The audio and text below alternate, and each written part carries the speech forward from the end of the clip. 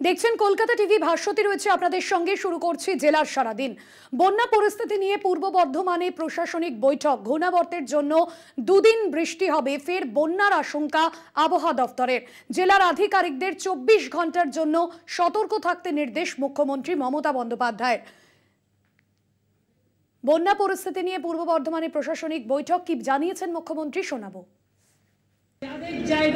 বঙ্গোপসাগরে দুটো ঘূর্ণিবর্ত তৈরি হয়েছে, ফলে প্রচন্ড বৃষ্টি হচ্ছে এবং কিছু জেলায় বৃষ্টি হবে।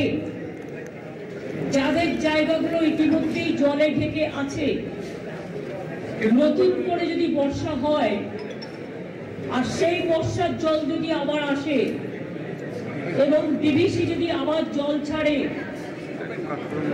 তাহলে কিন্তু জলের ওপর জল প্লাবিত হবে। যে জেলাগুলো শস্য ভান্ডার, যাদের শস্য নষ্ট হয়েছে, যাদের জলে ধানের জমি প্লাবিত হয়েছে, তাদের জমিগুলোকে মেপে তারা যাতে শস্য বীমার টাকা পায়, চাষি ভাইদের বোনেদের আমি চিন্তা করতে বারণ করব। আমরা ফ্লাড সেন্টার অনেকগুলো তৈরি করেছি, কিন্তু তাতেও বাঁধ মানছে না, বাঁধ ভাঙছে জলের পর জলের প্লাবনে। দরকার হলে পুজোর ছুটি আসছে, স্কুলগুলো ছুটি হয়ে যাবে এবং এই সব জায়গাগুলোতে যাতে আমরা কাজে লাগাতে পারি, মানুষকে আগে প্রাণ দিয়ে সেটা আমাদের দেখতে হবে।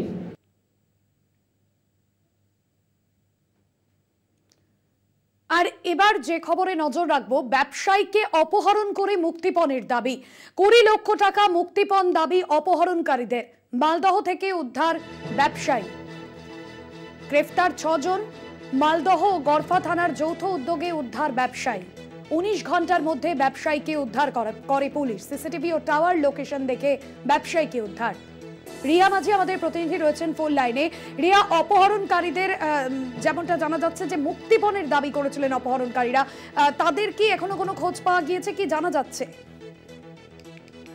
দেখো, তোমাকে জানিয়ে রাখবো ইতিমধ্যেই 6 জনকে গ্রেপ্তার করা হয়েছে, কিন্তু যেটা দেখা গেল যে কলকাতা পুলিশের কাছে গতকালকে প্রায় 5টা নাগাদ তারা এই খবর পায় পুলিশ, এবং তারপরেই প্রায় 19 ঘন্টার মধ্যে পুরো অপারেশনটা কমপ্লিট করে এবং তার মধ্যেই কিন্তু সেফলি এই যে ব্যবসায়ী তাকে উদ্ধার করা সম্ভব হয়। এবং তারপরে এই যে 6 জনকে গ্রেপ্তার করা হয়েছে, একদম অন স্পট থেকে এই 6 জনকেও গ্রেপ্তার করা হয়। এবং পাশাপাশি যেমনটা জানা যাচ্ছে যে পুরো যে অপারেশনটা করা হয়েছে সেটা কিন্তু গাড়ির নাম প্রথমে দেখা যায় যে রুবি মোড়ের কাছে বিভান্তা যে হোটেল রয়েছে সেখানের কাছ থেকে এই ব্যবসায়ীকে একটি সাদা রঙের গাড়িতে তুলতে দেখা যায় এবং প্রথমে সেখান থেকে ট্রেস করে পুলিশ এবং তারপরে তার গাড়ি কোথা দিয়ে গিয়েছে, অর্থাৎ একাধিক যে টোল ক্রস করেছে এবং বিভিন্ন জায়গার যে সিসিটিভি, সেই সিসিটিভি কিন্তু একের পর এক ট্র্যাক করা হয়, সেই সিসিটিভি দেখা হয় এবং একই সঙ্গে তাদের টাওয়ার লোকেশন, এই দুটির মাধ্যমেই কিন্তু যেটা দেখা যায় যে ব্যবসায়ী অবধি পৌঁছায়। এবং আজকে সকাল 12টায় যেটা দেখা যায় যে অলরেডি মালদার এই যেই জায়গা থেকে তাকে উদ্ধার করা হয়েছে সেই জায়গায় পৌঁছে যায় মালদা পুলিশ এবং কলকাতা পুলিশের যৌথভাবে কিন্তু তারা এই অপারেশন চালায়। তোমাকে জানিয়ে রাখবো যে আবার একবার জানিয়ে রাখবো যে 19 ঘন্টার মধ্যে এই ব্যবসায়ীকে উদ্ধার করতে সক্ষম হয় পুলিশ এবং সিসিটিভি ও টাওয়ার লোকেশন ট্র্যাক করেই মূলত এই ব্যবসায়ী অবধি পৌঁছায় পুলিশ। গতকাল 4:30 থেকে 5টা নাগাদ এই ফ্যামিলি জানায় পুলিশকে পুরো বিষয়টা এবং তারপরেই আজকে সকাল 12টার মধ্যে পুরো অপারেশন কমপ্লিট করে এই 6 জনকে গ্রেপ্তার করা এবং সেফলি এই ব্যবসায়ীকে উদ্ধার করতেও সক্ষম হয়। তবে 6 জনকে গ্রেপ্তার করা হলেও যেটা জানা যাচ্ছে যে মহাদেব দাস নামে যে আরো একজন অ্যাকিউজড রয়েছে এবং সে সম্ভবত প্রাইম অ্যাকিউজড, সে এখনো পলাতক রয়েছে এবং সেই বিষয়টাও কিন্তু পুলিশ খতিয়ে দেখছে, তার খোঁজে রয়েছে পুলিশ। কিন্তু আরো একটা বিষয় তোমাকে জানিয়ে রাখবো যে বিজনেস কোনো ডিল করার কারণেই এই ব্যবসায়ীকে তাকে টোপ দিয়ে নিয়ে যাওয়া হয়েছিল বলে এমনটাও কিন্তু জানা যাচ্ছে। ধন্যবাদ জানাবো। রিয়া মাঝি আমাদের প্রতিনিধি ছিলেন ফোন লাইনে। এখনো পর্যন্ত 6 জনকে গ্রেফতার করা হয়েছে। অপহরণ করার পর মুক্তিপণের দাবি, 20 লক্ষ টাকা মুক্তিপণ দাবি অপহরণকারীদের। ব্যবসায়ীকে অপহরণ করে মুক্তিপণ দাবি, 20 লক্ষ টাকা মুক্তিপণ দাবি। অপহরণকারীদের মালদা থেকে উদ্ধার করা হয় ওই ব্যবসায়ীকে। ইতিমধ্যেই 6 জনকে গ্রেফতার করা হয়েছে। মালদা ও গড়ফা থানার যৌথ উদ্যোগে উদ্ধার ব্যবসায়ী। 19 ঘন্টার মধ্যে ওই ব্যবসায়ীকে উদ্ধার করে পুলিশ। রবিবার বিকেল 5টার সময় পুলিশকে জানায় ওই ব্যবসায়ীর পরিবার। ডিসি এসএসডি বিদিশা কলিতা তিনি কি জানিয়েছেন শোনাব। অনির্বাণ হাজরা নামের একজন বিজনেসম্যান, উনি ওনাকে কিডন্যাপ করা হয়েছে। ওনার ওয়াইফ আমাদের কাছে খবর দেন যে ওনার হাজব্যান্ডের ফোন থেকে উনি একটা ফোন কল পান যে ওনার হাজব্যান্ডকে কিডন্যাপ করা হয়েছে আর সরানোর জন্য 20 লাখ টাকা ডিমান্ড করা হয়। তো এই ইনফরমেশনটা পাওয়ার সঙ্গে সঙ্গেই আমাদের কলকাতা গড়ফা থানার টিম এবং লালবাজারের ডিটেকটিভ ডিপার্টমেন্টের টিম ওরা ইনভেস্টিগেশনটা স্টার্ট করে। ডিউরিং দ্য ইনভেস্টিগেশন বোঝা যায় যে মালদার একটা মুঠাবাড়ি নামের জায়গাতে একটা খবর পাওয়া যায় যে ওখানে হয়তো ওনাকে রাখা গেছে। প্লাস আমরা কয়েকটা সিসিটিভি ফুটেজেসও আমরা রিকভার করি, যেখানে দেখা যায় যে কসবার তাজ ভিভান্তা হোটেলের সামনে থেকে ওনাকে একটা সাদা রঙের গাড়িতে বসানো হয়েছিল। 19 ঘন্টার মধ্যে ব্যবসায়ীকে উদ্ধার করে পুলিশ। সিসিটিভি ও টাওয়ার লোকেশন দেখে ব্যবসায়ীকে উদ্ধার।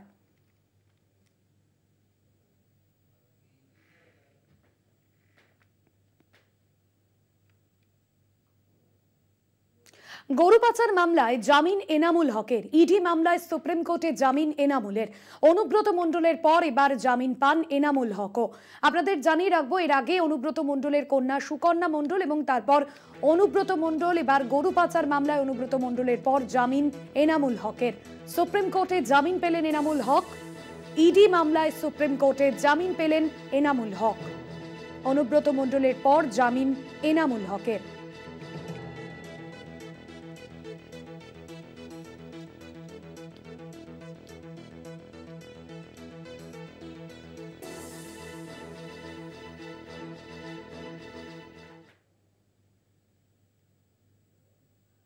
আজ ফের সিজিওতে অপূর্ব বিশ্বাস। আরজিকর কাণ্ডে সিজিওতে ফের হাজিরা অপূর্ব বিশ্বাসের। ময়নাতদন্তকারী চিকিৎসক অপূর্ব বিশ্বাস, যিনি রবিবারই সিজিও কমপ্লেক্সে যাওয়ার পর যে দাবি করেছিলেন যে নির্যাতিতার কাকা তাকে ফোন করে, অর্থাৎ কাকার পরিচয় দিয়ে তাকে ফোন করা হয় এবং ময়নাতদন্ত যত দ্রুত সম্ভব করে দিতে হবে, নইলে রক্তগঙ্গা বইয়ে দেব, এমনটাই হুঁশিয়ারি দেওয়া হয়। নির্যাতিতার কাকার পরিচয়ে একটি হুমকি ফোন আসে অপূর্ব বিশ্বাসের কাছে। সিজিওতে ফের হাজিরা দিলেন তিনি। রবিবারও তাকে জিজ্ঞাসাবাদ করে সিবিআই আধিকারিকরা। আজ ফের আরজিকর কাণ্ডে সিজিও দফতরে হাজিরা দেন অপূর্ব বিশ্বাস।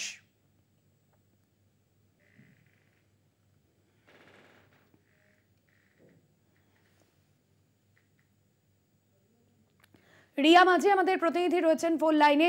রিয়া, রবিবারও সিজিও কমপ্লেক্সে যান অপূর্ব বিশ্বাস, তাকে জিজ্ঞাসাবাদ করা হয়, আজও তাকে জিজ্ঞাসাবাদ করা হয়। সিবিআই এখনো পর্যন্ত জিজ্ঞাসাবাদে কি কি তথ্য পাচ্ছে?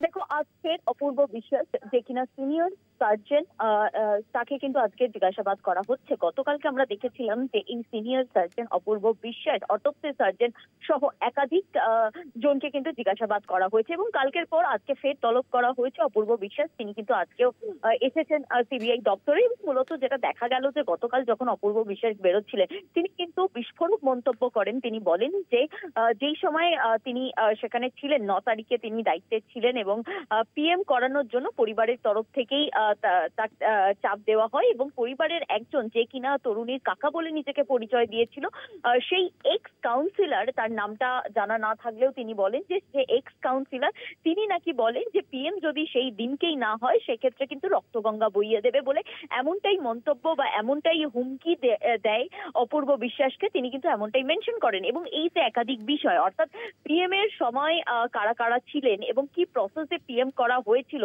এবং যেটা বারবার অভিযোগ আসছিল যে পুলিশের তরফ থেকে তড়িঘড়ি পিএম করানোর কথা বলা হয়েছিল, নাকি ফ্যামিলির একটি চাপ ছিল, যেটা গতকালকেই অপূর্ব বিশ্বাস সামনে এনেছেন।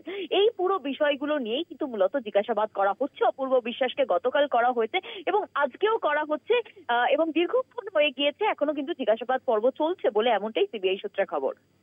একদমই, ধন্যবাদ তোমায়।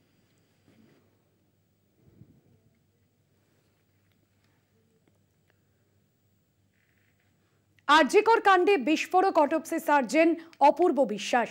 নির্যাতিতার ময়না তদন্ত দ্রুত করার হুমকি, তরুণীর কাকার পরিচয়ে হুমকি প্রাক্তন কাউন্সিলরের। ভিডিও পোস্ট করে শুভেন্দু অধিকারীর প্রশ্ন, কে এই কাউন্সিলর? প্রাক্তন কাউন্সিলর সঞ্জীব মুখোপাধ্যায়, বিধায়ক নির্মল ঘোষ ঘনিষ্ঠ। সমাজ মাধ্যমে পোস্টে উল্লেখ শুভেন্দু অধিকারী। শুভেন্দু অধিকারীর পোস্ট করা ভিডিও, যেখানে বলতে শোনা যাচ্ছে নির্যাতিতার ময়না তদন্ত দ্রুত করার হুমকি দেন নির্যাতিতার কাকার পরিচয়ের, সেই ভিডিও পোস্ট করেছেন বিরোধী দলনেতা শুভেন্দু অধিকারী। যে ভিডিও পোস্ট করা হয়েছে শুভেন্দু অধিকারীর সোশ্যাল মিডিয়া পোস্টে, সেখানে ঠিক কি বলতে শোনা যাচ্ছে শুনুন। এই জড়িয়ে যাবে আপনাদের সাথে কথা বলা হয়েছে সিবিআই তরফ থেকে? আচ্ছা, সেদিকে কোন রকম প্রেশার করা হয়েছিল বডি তাড়াতাড়ি পোস্টমর্টম করানোর জন্য?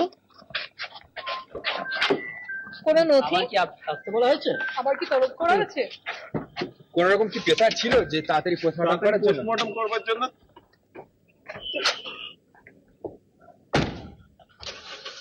তাড়াতাড়ি পোস্টমর্টম করার জন্য মেয়ের কাকা পরিচয় একজন ছিল, যে বলেছিল ওই দিনকে পোস্টমর্টম না হলে রক্ত গঙ্গা বইয়ে দেবে। বাড়ির লোককে বলেছিল তাড়াতাড়ি করতে, পেপার আসাতে দেরি হওয়ার জন্য পোস্টমর্টম একটু দেরি হয়েছিল। বাড়ির লোক থেকে প্রেশার করা হয়েছে ওই দিন পিএম না হলে রক্ত গঙ্গা বয়ে যাবে। এক্স কাউন্সিলর বলে একজন কেউ ছিলেন, নাম বলতে পারবো না। এক্স কাউন্সিলর বলেছিলেন? হ্যাঁ, ওনার বাড়ির বলেছিলেন, আমাকে বলেছিলেন, ওনার রিলেটিভ একজন কেউ, নট ব্লাড রিলেটেড, মেবি বাইরের কেউ, বাইরের লোক। আচ্ছা, বলেছিলেন পোস্টমর্টম ওই দিনই করতে হবে, ওই দিনই করতে হবে, ওই দিনই করতে হবে। মানে উনি কি এখানকার না ওই ওনাদের বাড়ির? ওনাদের বাড়ির, ওনাদের বাড়ির ওখানকার এক্স কাউন্সিলর। ঠিক আছে, থ্যাংক ইউ। আপনাদের শোনালাম শুভেন্দু অধিকারীর পোস্ট করা ভিডিওতে ঠিক কি বলতে শোনা যাচ্ছে। আরজিকর কাণ্ডে বিস্ফোরক অটোপসি সার্জন অপূর্ব বিশ্বাস। শুভেন্দু অধিকারীর দাবি নিয়ে অরূপ চক্রবর্তী তৃণমূল মুখপাত্র, তিনি ঠিক কি বলেছেন শুনুন। অধিকারী খুব ভালো জানেন যে ঘনিষ্ঠতাকে কাজে লাগিয়ে কিভাবে ধর্ষকরা ছাড়া পায়, প্রমাণ লোপাট করতে হয়। কারণ শুভেন্দু অধিকারী যে দল করেন, সেই দলের নেতা নরেন্দ্র মোদী, সেই দলের উত্তরপ্রদেশের মুখ্যমন্ত্রী যোগী আদিত্যনাথ। উত্তরপ্রদেশের নরেন্দ্র মোদী যেখান থেকে ভোটে দাঁড়ান, সেই বেনারস হিন্দু ইউনিভার্সিটির একজন গবেষণারত ছাত্রী, মেধাবী ছাত্রী, পিএইচডি স্কলার, তাকে ইউনিভার্সিটির ভেতরে গণধর্ষণ করা হয়। অভিযুক্ত যারা, তারা প্রত্যেকেই বিজেপি ঘনিষ্ঠ অমিত মালব্যার আইটি সেলের নেতা। তাদের ছবি নরেন্দ্র মোদীর সাথে, তাদের ছবি যোগী আদিত্যনাথের সাথে, তাদের ছবি ছিল স্মৃতি ইরানির সাথে। 22 দিন এফআইআর পর্যন্ত নেয়নি উত্তরপ্রদেশ। তার মানে কি এটা দাঁড়ায় যে নরেন্দ্র মোদীর ঘনিষ্ঠ বলে তারা ধর্ষণের ছাড়পত্র পায় বা অপরাধ লোপাটের, প্রমাণ লোপাটের ছাড়পত্র পায়? তা নয়। যার কথা বলা হচ্ছে তিনি নির্যাতিতার পরিবারের পারিবারিক পরিচিত এবং আত্মীয়ের মধ্যে পড়েন। এই ব্যক্তি এক সময় তিনি বামফ্রন্টের কাউন্সিলর ছিলেন, বামপন্থী কাউন্সিলর ছিলেন। পরবর্তীকালে শোনা যায় যে 2019 সালে, এবং তখন শুভেন্দু অধিকারী তৃণমূল কংগ্রেসে ছিলেন, একই মঞ্চে শুভেন্দু অধিকারী এবং এই ব্যক্তিও ছিলেন। তার মানে তিনি কি শুভেন্দু অধিকারী ঘনিষ্ঠ? এরকম ছবিও এসেছে যখন শুভেন্দু অধিকারী 2019-এর প্রচারে গিয়েছিলেন লোকসভা নির্বাচনে। তাই খুব স্বাভাবিকভাবেই এখন ওই ঘোলা জলে মাছ ধরার জন্য শুভেন্দু এইসব আংবাং সাং টুইট করবে ঠিকই, কিন্তু তাতে বাস্তবটা বদলাবে না। সিবিআই তদন্ত করছে, আমরা প্রত্যেকে চাই প্রকৃত তদন্ত হোক, পলিটিক্যালি মোটিভেটেড তদন্ত না হয়। প্রকৃত তদন্তে যে বা যারা অপরাধী তাদের একটাই যেন শাস্তি হয়, ফাঁসি কাট। শুভেন্দু অধিকারী এখানে বড় বড় বাতেলা না মেরে আগে নিজে আয়নার দিকে তাকান, তাকিয়ে তারপরে মন্তব্য করুন। কারণ যার বিরুদ্ধে কথা বলছেন, আপনি যখন 2019-এ তৃণমূল কংগ্রেসের প্রচারে গিয়েছিলেন উত্তর 24 পরগনা জেলায়, এই ব্যক্তি কিন্তু তখন সেই মঞ্চেই ছিল। সময় এখন একটা বিরতির, ফিরছি বিরতির পর, সঙ্গে থাকুন। সিবিআই দফতর থেকে বেরোলেন নির্মল ঘোষ। প্রায় 6.5 ঘন্টা পর সিবিআই দফতর থেকে বেরোলেন পানিহাটির বিধায়ক নির্মল ঘোষ। আইনের পথে চলবে, সিবিআই ডাকলে আবার আসবো, এমনটাই বললেন নির্মল ঘোষ।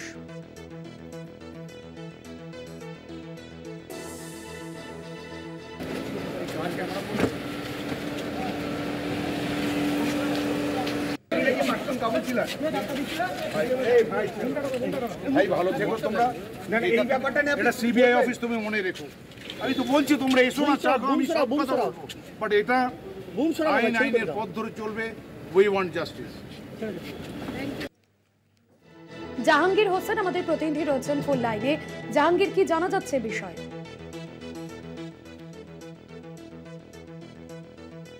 জাহাঙ্গীর, শোনা যাচ্ছে? দেখো, তোমাকে জানিয়ে রাখি, আরজিকর মেডিকেল কলেজে ধর্ষণ এবং খুনের মামলায় পানিহাটির বিধায়ক নির্মল ঘোষকে তলব করেছিল সিবিআই। সেই মতো আজকেই তিনি সিবিআই দপ্তরে হাজির হয়েছিলেন এবং দীর্ঘ 6.5 ঘন্টা পর সিবিআই দপ্তর থেকে ইতিমধ্যে বেরিয়ে গেলেন পানিহাটির বিধায়ক নির্মল ঘোষ। তিনি যেটা বার হওয়ার পরে সংবাদ মাধ্যমের মুখোমুখি যেটা জানালেন যে নৈতিক দায়িত্ব পালনে আমি হাসপাতালে গিয়েছিলাম। সন্দীপ ঘোষের সঙ্গে তার কোনো যোগাযোগ নেই বা কোনো রকম কথাও হয়নি।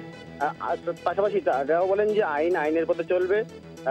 সিবিআই যদি আবারও ডাকে তিনি আবারও আসতে প্রস্তুত, সমস্ত রকম সবভাবে সহযোগিতা করার জন্য তিনি প্রস্তুত। তবে সেই দিনে যে নির্যাতিতার দেহ সৎকারের সময় সেখানে শ্মশানে তিনি উপস্থিত ছিলেন, সেটা তিনি বলতে চাইছেন যে নৈতিক দায়িত্ব, ওই এলাকার তিনি বিধায়ক, যার কারণে সেদিনকে তিনি গিয়েছিলেন নৈতিক দায়িত্ব পালন করার জন্যই কিন্তু গিয়েছিলেন। তবে সিবিআই যদি আবারও পুনরায় যে থাকে তাহলে সিবিআই এটাকে সাড়া দিয়ে পুনরায় আসবেন বলে জানিয়ে গেলেন। ধন্যবাদ।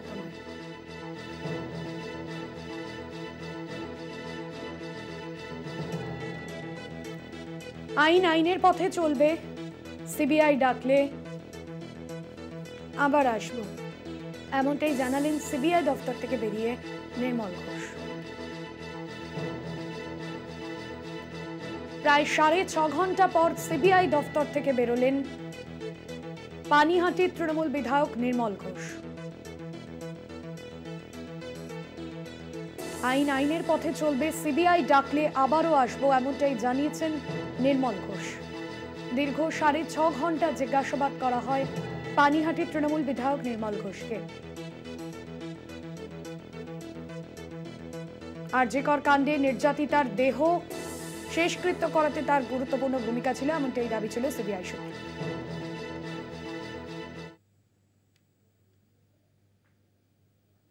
জেলার সারাদিন এখন এই পর্যন্তই। দেখতে থাকুন কলকাতা টিভি, রাত দিন 7 দিন।